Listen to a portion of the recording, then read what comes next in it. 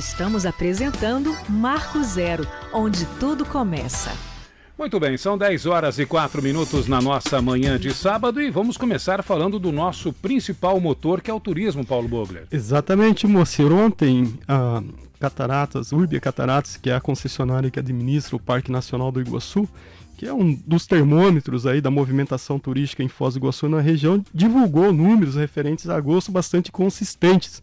Um deles, por exemplo, indica que o mês de agosto nós recebemos mais turistas brasileiros do que em agosto de 2019, que foi um bom ano, ou um dos melhores anos da visitação aqui em Foz do Iguaçu, período pré-pandemia. Também, nesse relatório de visitação, indica-se a recuperação bem consistente da vinda de turistas estrangeiros de outros países. Como você disse, o turismo é uma mola propulsora da nossa economia e ninguém menos destacado para falar sobre esse tema que o empresário do setor e presidente do Conselho Municipal do Turismo por várias gestões aí tem mandato, conhece do riscado, e é com ele que a gente vai conversar agora. Paulo Ângeli, presidente do Contur. Bom dia, seja bem-vindo ao programa, obrigado por atender ao nosso convite, é um prazer debater esse tema nessa manhã de sábado. Bom dia a todos, bom dia aos ouvintes. Não, é sempre uma satisfação bater um papo e aprender também, né, o que está acontecendo e contar para a turma também os bastidores do turismo. Legal, o turismo está intrínseco à nossa cidade, né, Paulo, pela força e por aquilo que ele consegue fazer desdobrar, né, para toda a comunidade, na forma de emprego, de renda, mas também de interações humanas aqui em Foz do Iguaçu, interações geográficas, né? A gente divide espaço com pessoas que nos visitam, nós moramos aqui, nós trocamos, nós aprendemos, nós ensinamos, nós trocamos. E você, em um dos seus textos, uma coletânea de textos que você vem fazendo e publicando recentemente, você toca num ponto bem importante, que é a utilização sustentável e organizada das margens do Rio Paraná. Como é que pode ser feito isso na prática, Paulo? Pois olha, essa é até uma provocação que eu fiz, que eu gosto de fazer com o pessoal. Inclusive, em alguns momentos eu falo que a Foz do Iguaçu não é uma cidade turística, né? Vamos falar sobre isso também. Essa é uma provocação. Esse é um ponto polêmico, né? É um ponto polêmico, essa é uma provocação que eu faço, né? Até para que nós do turismo e os próprios gestores públicos entendam da necessidade de você criar espaço de interação entre o turista e a população. A população tem que se envolver. Nós já recebemos prêmios, né, pela nossa capacidade de bem receber, mas ainda existe moradores de Foz do Iguaçu que não entendem a importância do turismo e como receber o turista. E quando eu comento sobre a questão das margens do rio, é que nós temos visto aí projetos faraônicos, né, de uma ocupação, uma beira-rio fabulosa, bilhões de investimento. E aqui a gente sabe que nós vamos ter dificuldade, dentro até do atual cenário econômico, de você realizar essas obras, né? Então a sugestão que eu fiz, inclusive ao prefeito uma época, é que a gente fizesse ocupações pontuais. Pega uma avenida de Foz do Iguaçu e leva até a margem do rio. E ali você faz toda uma ambientação, né, de gastronomia, de contemplação, mirantes, aquelas coisas. Pronto, você começou a ocupar a base do rio. E você começou a criar espaços, né, de interação da população com o turista. Eu, no primeiro momento, eu sugeri ao prefeito que a gente fizesse naquela rua, não me recordo o nome agora, que passa em frente ao Hotel Cassino, ali no Senac, que vai até o porto, que antigamente, antes da construção da Ponta Amizade, era ali que era feita a passagem com os barcos, né? E depois foi sugerido fazer na Foz do Rio Monjolo. Para quem não sabe, é ali atrás da terceira pista da JK. Ali tem uma cachoeira muito bonita, quando ela deságua o Rio Monjolo, no Rio Paraná. Então ali fazer todo um espaço, né, pode ser de caminhada, de bicicleta, de gastronomia, toda, mas na margem do Rio Paraná, até onde permita a legislação ambiental, é lógico, né? Então pronto, começamos a ocupar a beira do rio. Não precisa um grande investimento, né, para ser feito. Depois pega uma outra avenida, uma outra rua e leva também até a beira do rio. E assim sucessivamente, porque a realidade é uma. Nós viramos as costas para o Rio Paraná. Nós não temos uma ocupação, vamos dizer assim, turística sustentável da beira do rio. Está abandonado. Né? Então essa foi a sugestão da gente fazer ocupações pontuais, né? Esquecer esses projetos que seria muito bom se a gente tivesse condições de realizar, né? Mas esquecer esses grandes projetos e começar a fazer de uma forma factível, né? Que fosse possível de ser realizado. Okay. O outro tema abordado aí nas suas reflexões que você transformou em texto, Paulo, é sobre a Avenida Brasil, né? O coração aí comercial da nossa cidade, né? Guarda muitas histórias, tem uma relação aí com o crescimento e o desenvolvimento da cidade, e que hoje enfrenta aí uma série de desafios, né? Shopping center, comércio virtual. Você toca nesse ponto, né? De que a Avenida Brasil precisa passar por uma transformação. Em que aspectos que você defende isso, por exemplo? Eu acho que tem que quebrar alguns paradigmas, né? Tem que quebrar algumas coisas que estão acontecendo, porque a gente vê a dificuldade dos comerciantes, inclusive eles têm uma associação e estão trabalhando, fazendo eventos, né, para provocar a ida da população para lá. Mas tem que ter uma intervenção ali muito forte, né, que realmente comece a mostrar para o público de que ali ele também pode ter, além de produtos, né, de qualidade e de preço, ele também pode ter diversão, ele pode ter entretenimento. E eu cito 2 exemplos no meu artigo, né, para você ter uma ideia. A Rua das Flores, em Curitiba, quando veio a ideia de fechar para veículos, os comerciantes se revoltaram, inclusive. Teve quebra-quebra em Curitiba, aquele negócio todo, mas não tinha. Foi decisão tomada, né, pelo Jaime Lerner, né, e pronto, e fechou e transformou no calçadão. Hoje é o metro quadrado comercial mais valorizado de Curitiba. Para você instalar um comércio ali, tem que ter café no bule, né? Tem que ter dinheiro para botar, porque é muito valorizado, porque é um local que tem movimento e gera negócio para os comerciantes. A outra que eu cito também é a Costaneira de Florianópolis, que também na época o prefeito tomou decisão e os comerciantes não queriam, e ele no final da noite mandou as máquinas e começou a quebrar a calçada. Quando os comerciantes vieram no outro dia, não teve mais opção.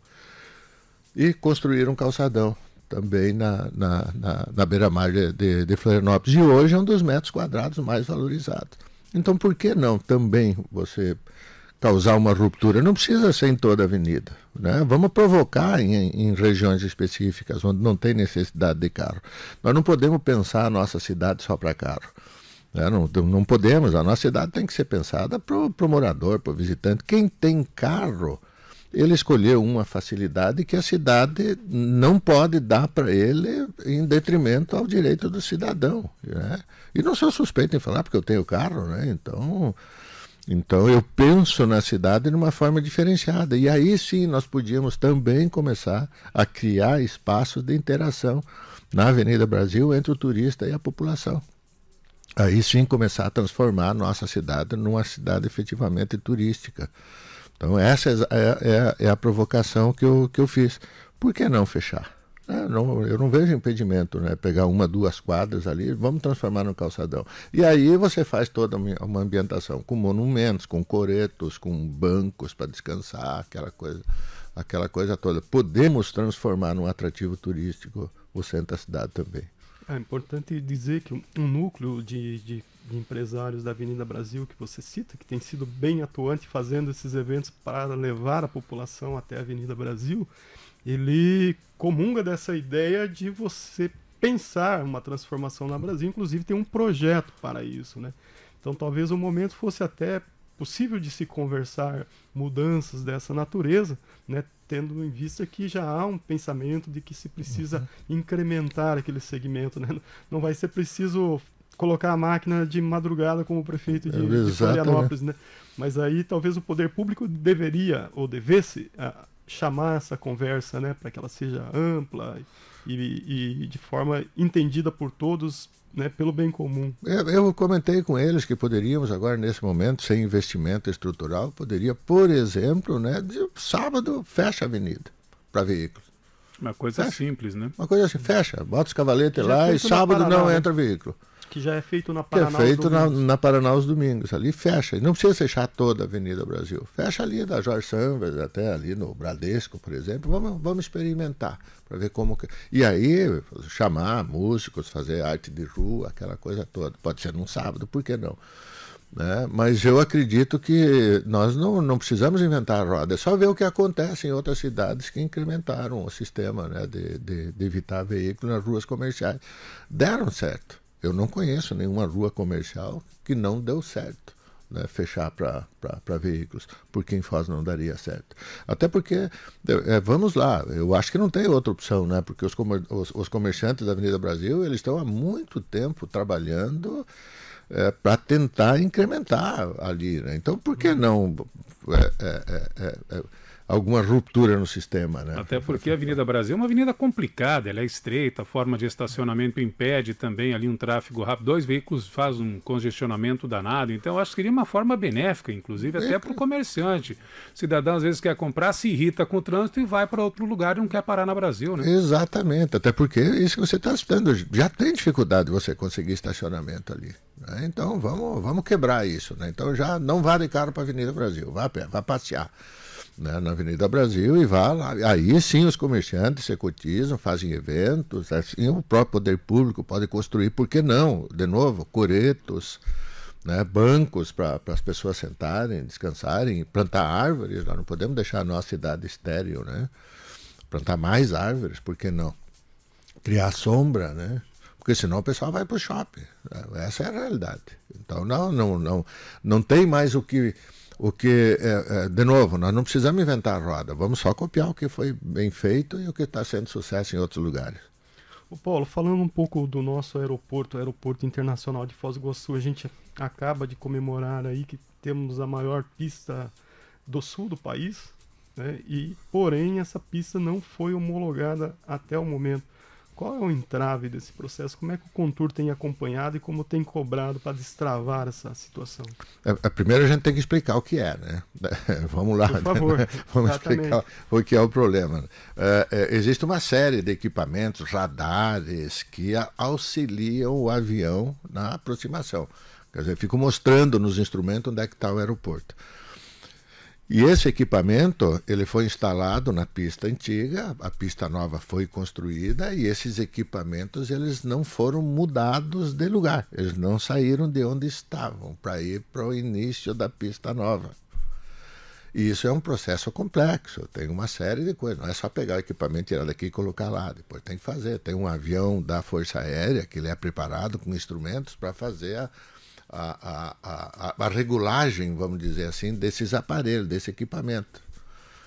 Então a notícia que eu tenho é a seguinte: a Infraero não fez essa regulagem, né, de mudança de local desses equipamentos para o início da pista nova, e aí o aeroporto ele foi entregue para a CCR, para a iniciativa privada, e a CCR diz que a Infraero deveria ter entregue o aeroporto para eles com esse equipamento já homologado. E a Infraero diz que não, que agora é um problema deles, que o aeroporto não está mais com a Infraero. Então existe uma questão judicial aí, né, que eu, sinceramente, eu não sei em que pé que está. Mas é claro, a realidade é que a pista foi construída e está sem uso, não está sendo usada. Essa extensão da pista, né? Prolongamento. Esse prolongamento. Muito bem, falando ainda da questão do aeroporto, a gente trata da conectividade como uma grande virtude aí para trazer mais turistas para Foz do Iguaçu, né? Uma peça importante aí no fomento do turismo da cidade. Como é que o Contur está acompanhando essa pauta para trazer mais rotas, novas rotas, ampliar as já existentes? Qual que é o trabalho nesse sentido? Nós estamos acompanhando todo o trabalho da Secretaria de Turismo, estamos interagindo com a própria CCR, que eles têm interesse em trazer mais voos para cá. É claro, é o negócio deles, né? Mas isso é uma coisa que eu, enquanto secretário, quando começou a pandemia, eu já sabia mais ou menos que isso iria acontecer, porque eu comecei no turismo em companhia aérea, né? Então eu conheço até o próprio pensamento dessa turma, né? Então, quando começou a pandemia, pouca gente sabe, a maioria das companhias aéreas, ou a grande, imensa maioria das companhias, elas não são proprietárias dos aviões. Os aviões são os aviões alugados no sistema de leasing, né? Então, quando começou a pandemia, que começou a fechar tudo, ninguém voava, que negócio todo, eles começaram a devolver avião. Claro, tem até um deserto lá nos Estados Unidos, que volta e meia aparece, por aí onde o pessoal guarda avião, porque lá é muito seco, não estraga, aquela coisa. Sim. Tem milhares de avião guardado lá. E nós sabíamos que quando passasse a pandemia, que ia começar o retorno, vamos dizer assim, né, da conectividade aérea, eles iriam priorizar aquelas rotas onde nós chamamos, onde tem os passageiros corporativos, né, que são aqueles passageiros de empresas, de empresas, próprio funcionário público de alto escalão, aquela coisa toda. Fiel, entre aspas. Que eles não ligam muito para o preço da passagem, né? Então, são os corporativos, né? Então, claro que as companhias aéreas iriam priorizar uma retomada mais rápida desses voos que têm uma rentabilidade maior. E aqueles que iriam para cidades com atrativos turísticos, onde o preço da passagem é mais, no termo Gaudério lá, né? Mais chulhado, né? Então é claro que era um segundo momento. Então, quando nós estávamos na secretaria, a gente priorizou o marketing do destino turístico, onde até um raio de 1.000 quilômetros. Aquele pessoal que vende ônibus, aqueles grupos familiares né, de carro, ônibus, aquela coisa toda. Tanto que você viu a própria estatística que aumentou o número de brasileiros que vieram para cá. E você indo num domingo pela manhã, passar em frente aos hotéis, aí na rodovia das Cataratas, você vê que o estacionamento deles está lotado, né? Então continua vindo esses grupos familiares porque não retornou totalmente a nossa malha aérea. Mas eu acredito que isso é uma questão de tempo, né? Hoje, se não me engano, me parece que apenas a Gol não retornou totalmente com os voos que tínhamos na época pré-pandemia. A Azul já retornou e parece que a TAM também.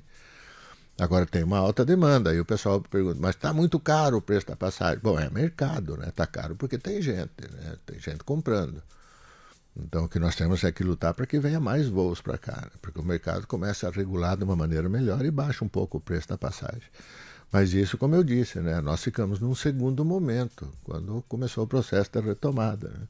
E o preço do combustível comparece com que percentual?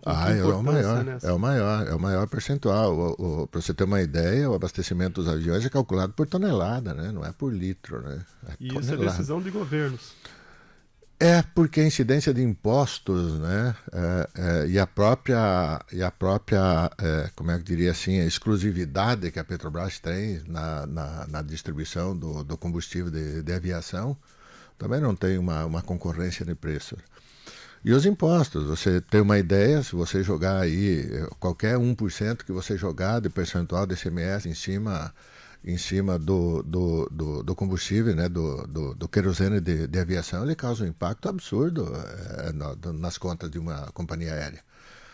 Porque, também, para quem não sabe, aquelas asas do avião é tudo um tanque, né? Tanque de combustível aquilo, né? E tem mais uma parte de baixo do bojo ainda que vai mais combustível. Então, daqui para São Paulo, o combustível é contado em toneladas, né? Quanto gasta.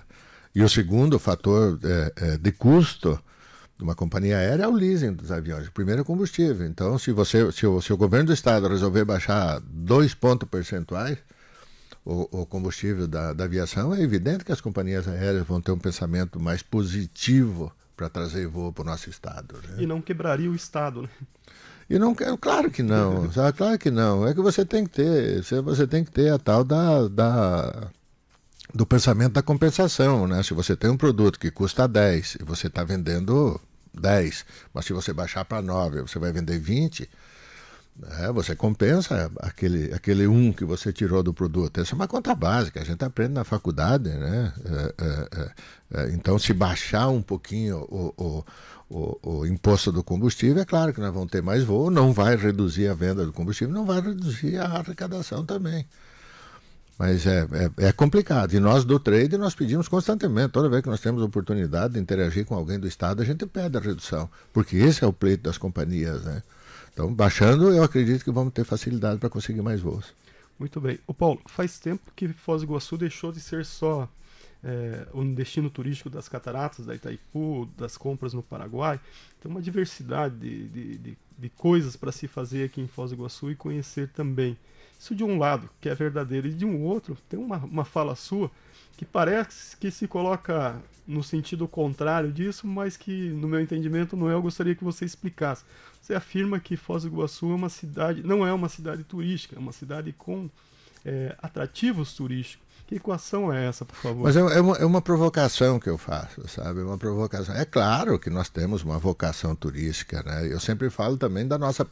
que eu teria uma preocupação muito grande se alguém tivesse dinheiro para pagar horas máquinas para construir umas cataratas, né? Eu acho que é difícil alguém ter isso, né? Então, nós temos atrativos ímpares. Né? A própria Compras no Paraguai, que hoje é um dos grandes atrativos que nós temos, né? E nós construímos atrativos durante a pandemia. Mas a minha provocação é justamente no sentido de nós criarmos espaços de interação com a população, de trazer o turista, por que não, para o centro da cidade. E pegamos exemplos. Aí o pessoal fala, Gramado é uma cidade que está muito preparada para receber turistas. São atrativos turísticos diferentes. A cidade de Gramado é um atrativo turístico. Nós não, nós temos pontos turísticos. Nós temos cataratas, temos o Parque das Artes. E os nossos pontos turísticos estão fora do centro. Então eles não são espaços de interação com a população. Entendeu? Então é essa a provocação que eu faço. Por que nós não podemos pensar em criar espaços de interação do turista com a população? Para que ele tenha interesse de vir para o centro da cidade.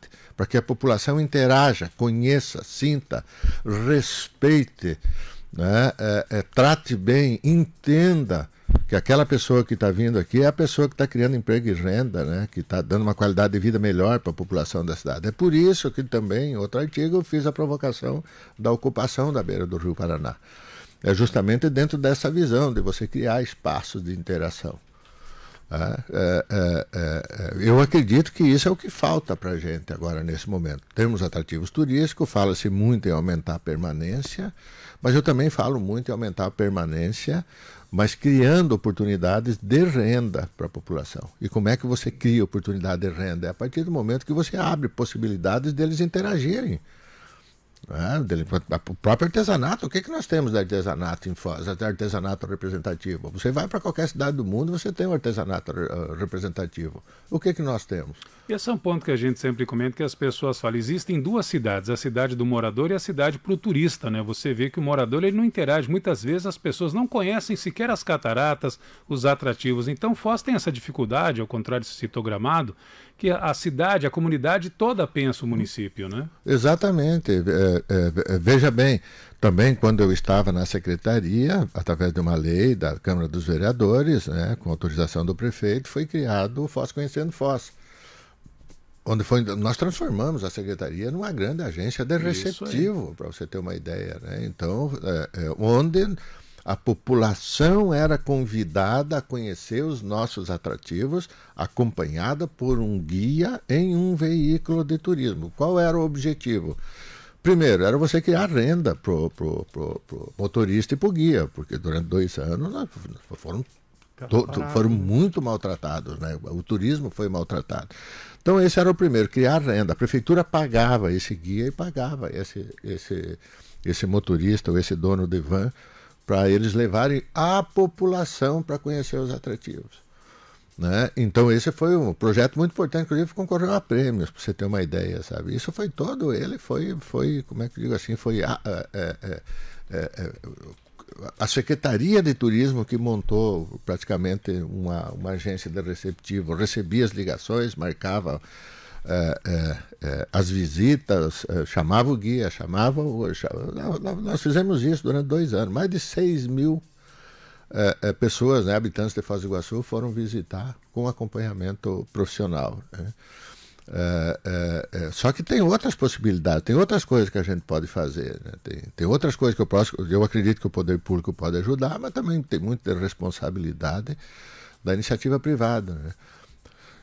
Que eu sempre afirmei também, que o poder público, uma vez eu falei até pro Chico, o Chico é meu amigo pessoal, né? Eu também brinco Chico muito brasileiro, com ele. O Chico brasileiro, né? Meu amigo pessoal, eu sempre brinco muito com ele. Uma vez eu falei para ele, numa reunião do contorno, eu disse, prefeito, a única coisa que nós empresários pedimos para o poder público é sair da frente, não atrapalha, sabe? Desde que a gente faz as coisas acontecer. Então, cria-se um ambiente favorável, essa é a missão do poder público, né? Um ambiente favorável para investimento privado. Isso é o que tem que fazer. Então, a ocupação da Avenida Brasil, para levar o turista para lá, o poder público que tem que criar o ambiente favorável para que a iniciativa privada invista. A beira do rio também. O poder público tem que criar legislação específica que facilita a iniciativa privada a tomar conta. Até porque o poder público não tem dinheiro. Essa que é a realidade. Os orçamentos hoje estão todos apertadinhos, não tem dinheiro para nada, né? Então, vamos abrir possibilidades para que os empresários façam. Essa é sempre a coisa. Por isso que eu vou escrevendo uns artigos aí agora, mostrando um pouquinho desses pensamentos, dessas coisas, coisas que podem mudar. Em algum momento eu acredito que pode ser uma contribuição para alguém que tenha força de caneta e pensa, por que não, né? Fazer alguma coisa diferente. Ô Paulo, a gente recolheu lá nas pautas, nas muitas pautas do Conselho Municipal de Turismo, duas que estão aí em debates nesse momento relacionadas à legislação. Uma delas trata da lei dos guias e a outra é a regulamentação do transporte turístico. Gostaria que você explicasse rapidamente o que trata cada uma delas. O Conselho trabalha por provocação, né? Então é provocar, chamamos o Conselho, a pauta do dia ou do momento, debatemos, o Conselho é deliberativo também, então não fica fácil, né?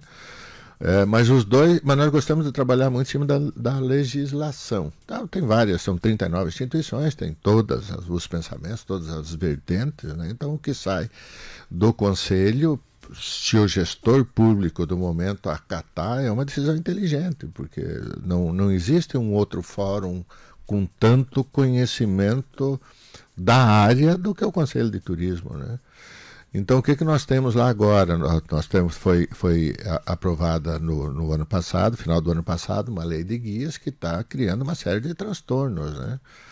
Então, nós estamos trabalhando agora uma melhoria dessa lei de guias. Eu acredito que nos próximos dias a gente vai apresentar para a Câmara uma proposta do Conselho de fazer uma lei que realmente atenda os interesses do turismo e do turista. O Conselho não trabalha para favorecer grupos econômicos específicos ou categorias específicas do turismo. Nossas decisões é para, de novo, né, para entender os interesses do turismo e do turista. Então, eu acredito que a hora que for apresentado deve ter um pouquinho de ranger de dentes de um lado, de outro, mas pode ter certeza que sempre o interesse maior é o que o Conselho tenta preservar. E a outra legislação que trata da regulamentação do transporte turístico? Exatamente. A nossa cidade é uma cidade diferente. Veja bem, se você caminhar por aí, passear pela... Você vai ver que tem veículos de turismo do Paraguai, da Argentina. Né? Nós não temos uma legislação binacional ou trinacional, né, que entenda esse trabalho, né, que nós temos aqui na fronteira, mas nós temos acordos nossos locais, né, bilaterais, trilaterais aqui, que atendem os interesses das categorias, que atendem o trabalho, enfim, né, porque se respeitam.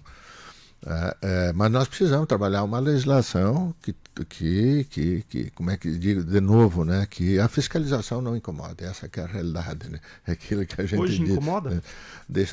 Não, hoje não digo que incomoda. Hoje existem algumas falhas, né, de entendimento, né? Nós temos algumas restrições para levar o turista para a Argentina. Eles têm uma legislação específica lá, né? Mas eles não têm a restrição no lado de cá. Né? Então a gente tem que entender o processo, né, de como eles vêm e o que eles vêm fazer. Nós podemos autorizar que eles venham trazer o turista para passear, para trazer o turista e levar de volta. Nós não podemos pensar que eles venham aqui, né, para buscar o turista, levar para passear tudo, que aí nós vamos estar numa desvantagem muito grande, né, principalmente com relação ao Paraguai, que tem 4.500 vans de turismo ali. Mas são vários pensamentos, são várias vertentes. Por isso que eu disse, o Conselho de Turismo ele cria grupo de trabalho com aquelas instituições que têm interesse e conhecimento da área e essas instituições que avaliam as melhores possibilidades para a gente entregar aí ou para a Câmara ou para o prefeito para levar adiante. Especificamente sobre a lei de guias, o Conselho de Turismo foi consultado na época? Emitiu um parecer sobre Não, o Conselho não emitiu parecer na época, né? Não emitiu. Inclusive, na época, o presidente que lá estava alertou que poderia ter algumas dificuldades de implementação e que poderia ter, inclusive, retaliação da Argentina e do Paraguai. E que poderia inviabilizar ou encarecer demasiado o nosso turista. né? Então, e na época o presidente não foi ouvido, né? Então agora, quando os problemas começaram a aparecer, aí o conselho foi consultado. E sem sombra de dúvida a gente vai se manifestar, né? Isso, como eu disse, o conselho trabalha por provocação. E toda vez que foi provocado, ele se manifestou. Legal. Paulo, a gente está chegando ao final da nossa entrevista, mas a gente não pode deixar de abordar aí o Festival das Cataratas. Esse evento que está há 18 anos, né, sendo realizado aqui em Foz do Iguaçu, que você é o idealizador e coordenador, além do presidente do Contur, você atua aí nessa frente. Como é que está essa volta, digamos assim, à normalidade? Já voltou a ser realizado em junho, né? Já está sendo, né, assumindo a feição de antes da pandemia. E para 2024, o que se planeja, o que tem de modificações, de inovações aí para incrementar ainda mais esse evento que hoje é considerado um dos maiores do país no ramo, né? Mas sempre é bom explicar para a turma também, né? Eu, na época, eu era o gerente da TAM aqui, e quando nós tomamos a decisão de fazer o evento, eu peguei as estatísticas de embarque e desembarque da companhia aérea, né? E o mês de junho é onde era o menor embarque. Então, naquela época, eu não entendia muito de evento, né? Mas eu queria fazer o evento. Naquela época, eu pensei comigo, né? Vamos fazer no mês de junho, porque aí eu vou ter facilidade de conseguir as cortesias das passagens aéreas da TAM para trazer os operadores da agência de viagem. Esse foi o pensamento único que eu tive. E depois, dos primeiros anos, até tinha um problema grande, porque o Ministério do Turismo fazia um evento de turismo muito grande. Eu fazia no final de junho e ele fazia no início de julho. Dava uma semana de diferença, um enorme de um evento que eles faziam em São Paulo. Aí depois eles pararam de fazer, porque o poder público não tem condições de fazer eventos, né? Porque a legislação não dá a agilidade necessária para o poder público fazer evento. Aí ficamos sozinhos no mês de junho. Então o evento cresceu, hoje a gente disputa com Gramado, tamanho de feira, né, do terceiro maior do Brasil. Tem a ABAV, que agora está no Rio de Janeiro, que é uma das maiores, depois tem o de São Paulo, que é enorme também. Então ali discutimos com Gramado. Eu brinco muito com o pessoal do Gramado, que são meus amigos, né? Vamos bater treina, vamos ver qual é a feira maior, aquela coisa toda. Mas só que agora, durante a pandemia, como ele era feito no mês de junho, no inverno, muita incidência de gripe, e a pandemia, vocês lembram, vocês recordam daquela neurose, não podia dar um espirro, que saía todo mundo correndo de perto, né? Porque era Covid, aquela coisa toda, dava uma tossida, era proibido de entrar numa sala, aquela coisa. Então confundia muito a Covid com a gripe. E aí aumentava a incidência, né, no inverno e nos dava dificuldade para fazer o evento. Então, durante 3 anos, nós levamos para dezembro, para o verão. E foi um sucesso, né? Inclusive nós viramos referência em controle sanitário, né? De tanta coisa de controle sanitário que nós implementamos. Aí terminou a Covid, volta para a nossa data original no mês de junho, que era um mês, na época, de baixa demanda no destino, né? Então hoje no Sul, os 2 grandes eventos, né? No mês de junho aqui em Foz do Iguaçu e no mês de novembro em Gramado. 2024 dá para bater Gramado com tranquilidade e ser o maior do Brasil fora do eixo Rio-São Paulo? Olha, a gente tá brigando todo ano, né? Por isso que eu disse, eu brinco com eles, né? Pra gente bater treina, para ver qual é a maior feira, né? Mas eles são fortes, sabe? Eles são bastante fortes. Gramado chama muita atenção. Foz do Iguaçu chama atenção, claro. E depois a cidade incorporou o evento. Para você ter uma ideia, tem o crachá do evento, nos dias do evento você não paga atrativo, né? Com o crachá você entra, né, em todos os atrativos, para você ter uma ideia. Eles têm interesse em interagir com esse pessoal. Nós trazemos a cada aproximadamente 3.500 a 4.000 agentes de viagem, todo ano, né? E aí entre expositores e assistentes, nós chegamos a 7.000 e poucas pessoas. Então a cidade incorporou. Durante o evento também, nós temos uma diferença com o Gramado. Como o Gramado, eles fazem o festival de turismo deles e o lançamento do Natal Luz no mesmo dia, então lá você não acha hotel, e o hotel que você acha é caríssimo, né? E aqui não, os hoteleiros entenderam a importância de trazer esses profissionais de turismo para cá, então você acha, inclusive, promoções para os dias dos eventos, para facilitar a vinda dos agentes de viagem, né? Então essa que eu acredito, né, que ser Gramado não se reinventar e continuar sendo um destino muito caro para o agente de viagens, eu acredito que nós vamos passar eles facilmente nos próximos anos. Legal.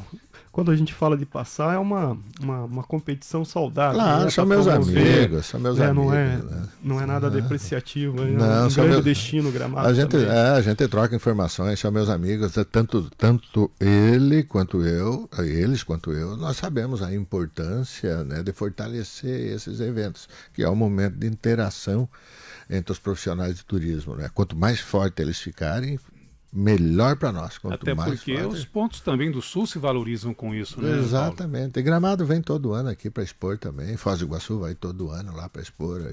A gente se entende bem. Essa que é a realidade. Legal. Paulo, a gente agradece muito a sua participação, foram bons esclarecimentos, aí temas aí que permanecem, que a gente segue discutindo, seus artigos são bem-vindos e a gente termina aqui a nossa entrevista deixando um espaço aí para sua conclusão, para o seu alô final ao nosso ouvinte, por favor. Não, agradeço o espaço que vocês sempre deram para o turismo, né?